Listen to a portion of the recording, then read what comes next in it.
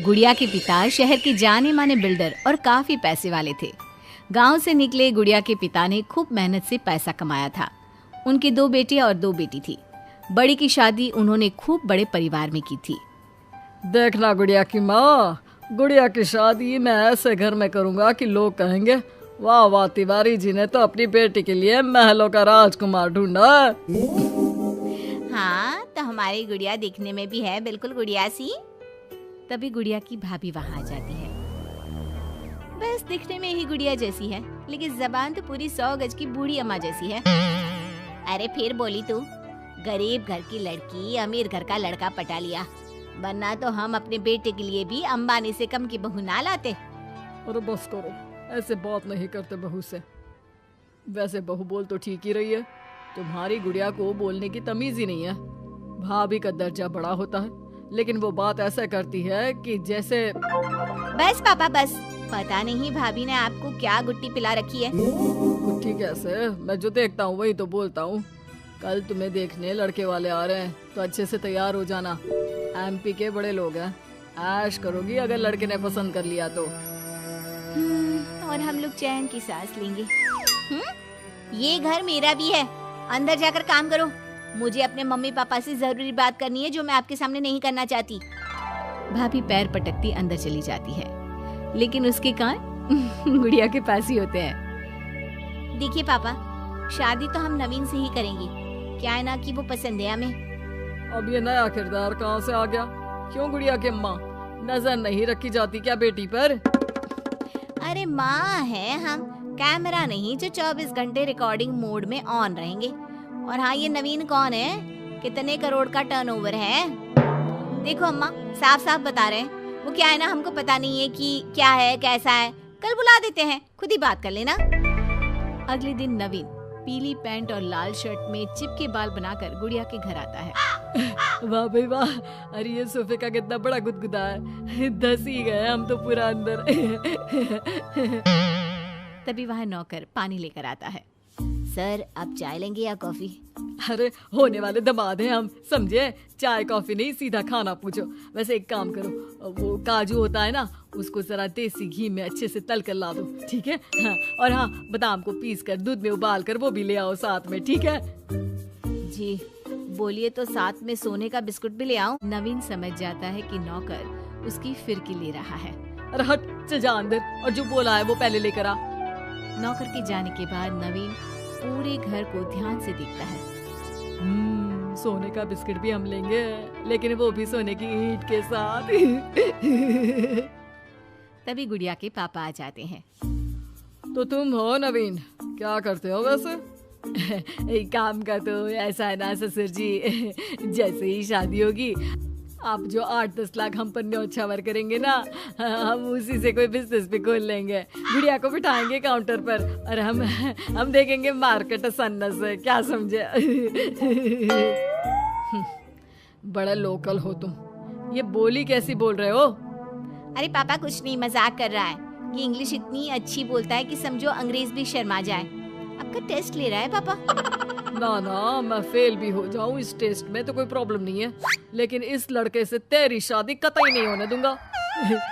टक से बोलता है ये बुड्ढा तो, टक से। सुन, भाग कर शादी कर लेंगे तो क्या कर लेंगे?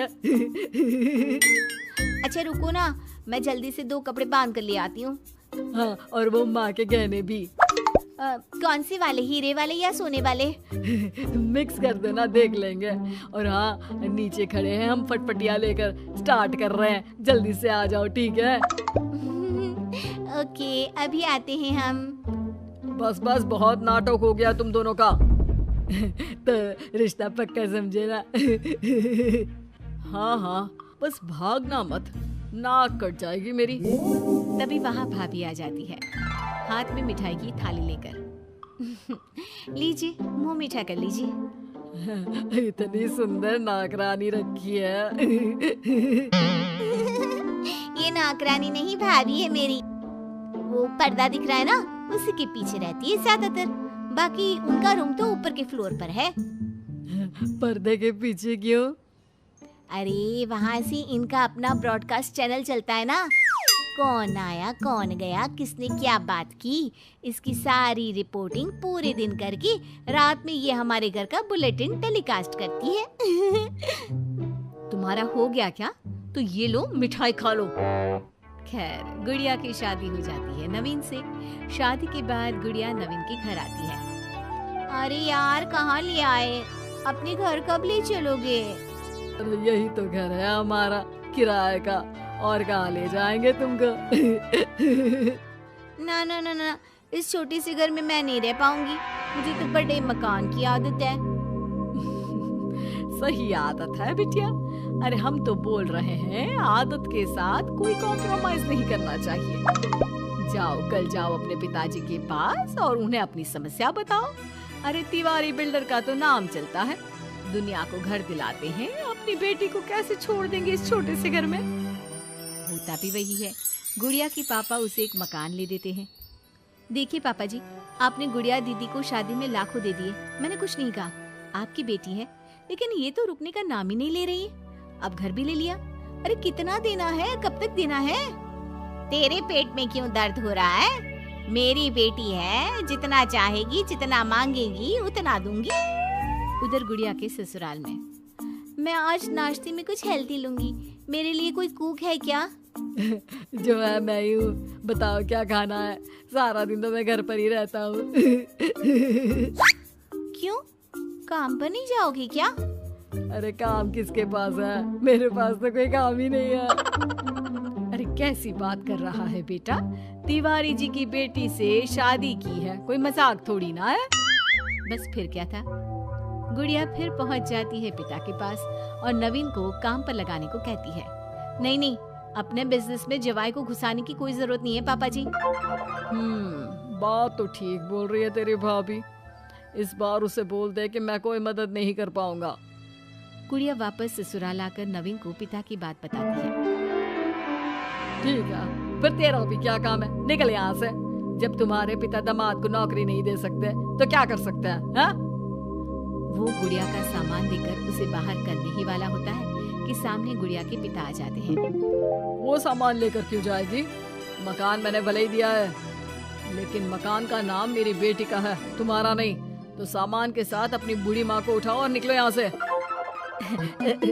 कैसी बात कर रहे हैं ससुर जी? मैं तो मजाक कर रहा था। अब तो बड़े मकान में रहने की आदत हो गई है समधी जी।